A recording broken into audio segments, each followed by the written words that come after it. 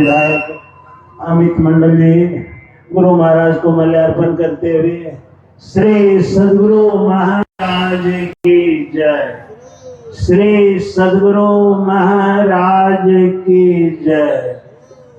जब तक हमारे जनप्रतिनिधि रहे, इस क्षेत्र के विकास के विषय में सोचते रहे और ये खानदान से सत्संगी हैं। सुमृत मंडल जी के पोते हैं और रघुनंदन मंडल जी के पुत्र हैं और अपना विदेश से नौकरी छोड़ करके आके जनता की सेवा करते हैं। सेवा भी बहुत धर्म है। और महर्षि साई स्वामी जी महाराज चाहता हूँ कि वो भी तो शब्द कम शब्दों में समय बहुत हो रहा है, फिर भी मैं निवेदन करता हूँ कि ये जा करके दो शब्द एक बार प्रेम से बोलिए सद्गुरु महाराज की जय। आज मेरा सौभाग्य है कि फिर से ब्लॉक फील्ड में त्रिवेणी संत मत सत्संग के द्वारा आयोजित इस सत्संग के समारोह में आना हुआ।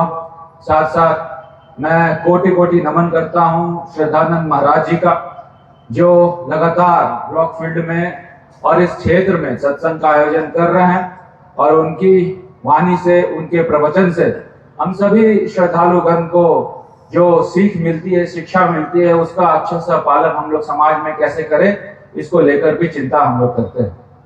चाहे हार हो या जीत हो, सत्संग में मेरा लगातार आना हुआ है।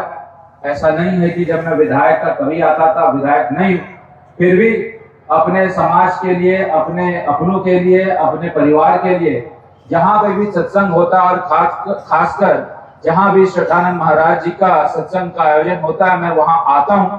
और श्रद्धानंद जी महाराज का भी हमारे परिवार से एक आत्मीय संबंध रहा है। वो हर वर्ष 3 जनवरी को पिताजी के जो पुण्यतिथि होती है तो उनमें उनका शिरकत होता है और मैं तहे दिल से धन्यवाद प्रकट करता हूँ श्रद्धानंद जी महाराज का, जो इस सत्संग का आयोजन लगातार हर साल कर रहे हैं। और मुझे खुशी है कि आने वाले समय में भी ये सत्संग का जो समारोह, जो आयोजन ब्लॉक फील्ड में होता रहा है, वो और भव्य तरीके से हो। बोलिए प्रेम से सद्गुरु महाराज की। धन्यवाद हमारे आदरणीय। बैठ के सत्संग सुने तो अब जो चरम तत्पदं दर्शितं येन तस्मै श्री गुरुवे नमः। गुरुर्ब्रह्मा गुरुर्विष्णु गुरुर्देवो महेश्वरः, गुरु साक्षात् परब्रह्म तस्मै श्री गुरुवे नमः। मंगल मूर्ति सतगुरु मिलवै सर्वाधार, मंगलमय मंगल करना बिनवा बार। सदगुरु जोड़ी पानी युग पद धरो, चूक से रक्षा कीजिए, बार बार विनती करो। जय जय जय सद्गुरु सुखद ज्ञान संपूर्ण अंग समान, कृपा दृष्टि करिहे हरिय युक्ति बेढंग मम। श्री सद्गुरु महाराज की जय।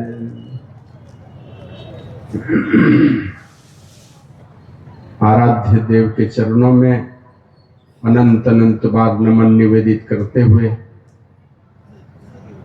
अव्यक्त रूप से पधारे हुए सभी जीवन मुक्त महापुरुष संतों को, मंच पर आसीन क्रमशः स्वामी मनीषानंद बाबा शिवनारायणपुर, स्वामी निरंजनानंद बाबा और स्वामी शांतानंद बाबा देहरादून उत्तराखंड, स्वामी प्रणव सत्यार्थी जी पसराहा खगड़िया बिहार,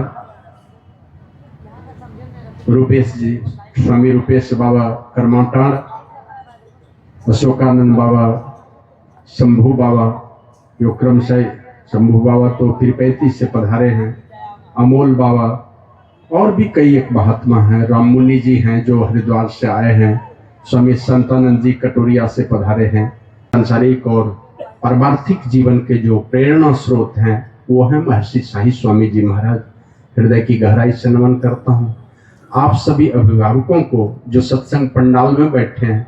बहुत लोग बड़े बड़े लोग हैं, निकाल करके ऐसे जन सेवा में बहुत परेशानी रहती, फिर भी समय निकाल करके माननीय पूर्व विधायक जो बड़े ही खानदानी लोग हैं हम लोगों के बीच समय निकाल करके आए, सब आदर के पात्र हैं, क्योंकि राम के दास तो राम से श्रेष्ठ ही होते हैं। तो मैं आप सब लोगों को नमन करता हूँ, जो छोटे लोग हैं उनको आशीष भी देता हूँ और सब लोगों से निवेदन करता हूँ कि आप लोग गुरु प्रभु की जय घोष उच्च स्वर में करने की कृपा करें। श्री सद्गुरु महाराज की जय। विशेष समय न लेकर के मैं आप लोगों से बस यही निवेदन करना चाहूंगा, शास्त्र तो अथाह सागर है, उसको पढ़ करके सब बातों को याद कर पाना संभव नहीं है, लेकिन सत्संग के माध्यम से महापुरुषों के ज्ञान की चर्चा जहां पर होती है, महापुरुषों के बातों की चर्चा होती है, उनके उपदेश की जहां चर्चा होती है, वो आत्ममंथन करने वाली बात होती है। क्या करना है, क्या कर रहे हैं। तो ये जो भगवान श्री राम का उपदेश हम गोस्वामी तुलसीदास जी महाराज के विचारों में सुन रहे हम लोग रामचरितमानस के माध्यम से, इसमें कुछ एक बातें हैं, सब बातों को याद करना तो संभव नहीं है, लेकिन संक्षेप में कुछ एक बातें हैं जो मैं नोट कराना चाहूंगा। आप लोग पूछते हैं के छिको, तो हम कह के हमरे नाम छिके श्रद्धानंद, ओ जगदीश बाबू रो भाई छिको, तो वो पहचान गए। तो हमने कहा, तो वो पूछते हैं कि बहुत क्या पूछूं, आप बताइए गुरु को कहाँ पर रखना चाहिए। तो हमने कहा क्या बताऊं मैं गुरु को कहाँ रखना चाहिए, लेकिन बाबा कबीर की वाणी जब हमने पढ़ी तो उसमें पता चला गुरु को शीश पर रखिए। चलिए आज्ञा माही कह कबीरता दास को 3 लोक भेदाएं, अपने सर पर रखिए अपने गुरु महाराज को। ये हमने बाबा कबीर की वाणी में पढ़ा। तो ये महानता उनके अंदर में यही सब करने के कारण आई है, तो हमने उनकी वाणी को पढ़ करके जाना। तो माता सबरी भी अपने गुरु के वचन को मैंने शिरोधार्य करके रखी, क्योंकि गुरुदेव कह करके गए थे, पुत्री तुम यहीं पर रहना, कहीं जाना नहीं, तेरी सारी मनोकामना पूरी होगी। और मेरे ऊपर भी जो लगे हैं कलंक ये भी धुलेगा, क्योंकि सारे लोग जानते हैं कि एक युवती को रख लिया था मतंग ऋषि ने। ये बहुत साधु के लिए और कोई रख ले तो रख ले, लेकिन साधु के कुटिया में कोई लड़की ठहर जाए, जवान लड़की, है तो बहुत बड़ी कलंक की बात होती है, अकेले में कोई ठहर जाए तो। और उस कलंक को ढोया उन्होंने परमार्थ के खातिर।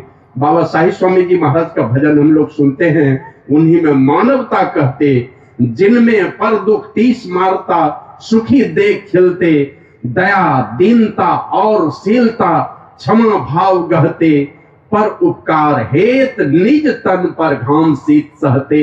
उन्हीं में मानवता कहते, दूसरों के हित के लिए, उसमें अपनी कोई भलाई नहीं है, लेकिन घाम और शीत सदैव सहते रहते हैं।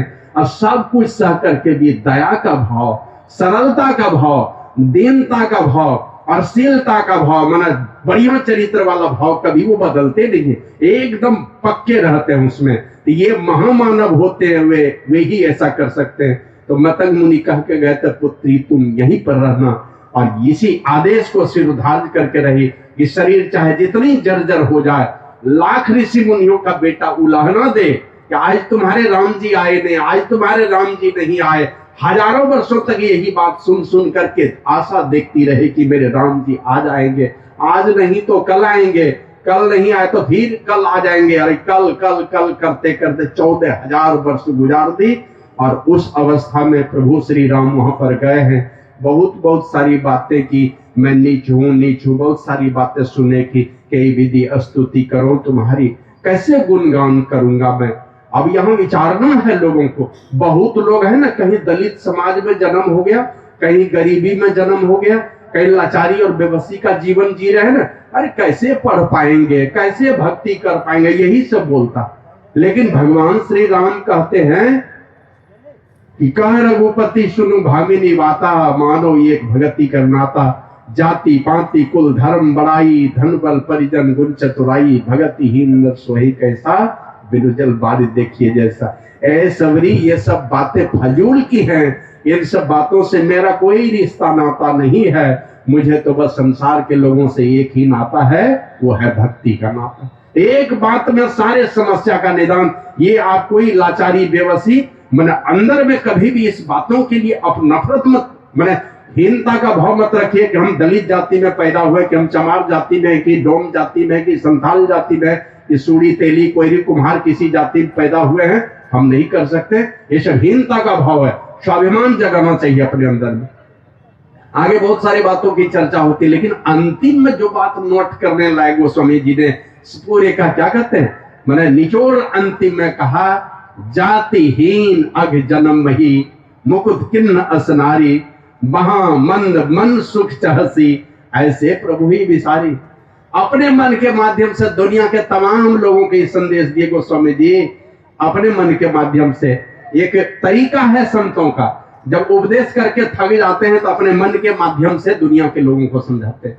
कहते हैं, रे मन, ऐसे प्रभु को विसार करके तुम सुख चाहते हो, ऐसे प्रभु को छोड़ करके तुम सुख चाहते हो, जिस प्रभु ने जातिहीन, माने जाति में जो नीच है, जिसने अपने को नीच माना है, शबर जाति की, नौ ब्राह्मण क्षत्रिय वैश्य और शूद्र, किसी जाति में सबरी नहीं आती थी, उसमें जन्म लिया।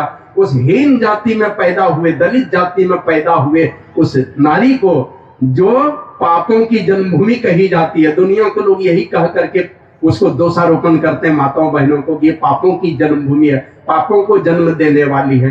कहते नहीं नहीं, जातिहीन जाग जन्म मही, मुकुट किन्न असनारी, महामंद मन सुख चहसी, ऐसे प्रभु ही विसारी। अरे मंद मन, ए मंदमती, ऐसे प्रभु को छोड़ के तू